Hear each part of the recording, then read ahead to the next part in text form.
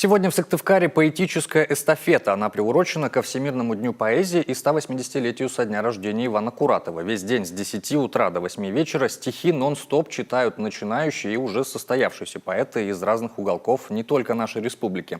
В их числе и наша Виктория Науменко с Апкор Юргана в Ухте представляет литературное объединение «Жемчужины Севера».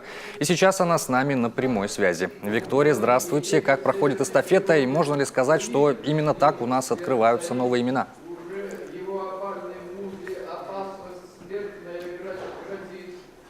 Безусловно, для молодых авторов участие в поэтическом марафоне – это отличный старт и отличная возможность заявить о себе. Их подборки согласованы с более старшими коллегами по Перу.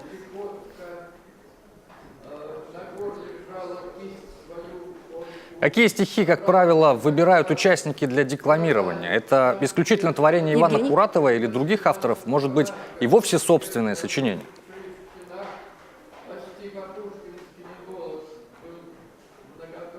Собственно, возвращаясь к предыдущему вопросу, авторы читают в основном свои стихи. Собственно, это главная цель данного марафона – открыть новые имена, показать миру новых авторов. Спасибо, Виктория. Поэтическая эстафета на базе литературного музея имени Куратова продлится, напомним, до 8 вечера. Вход на это событие свободный. Любителям поэзии не возбраняется приходить с цветами и подарками, как указано на афише.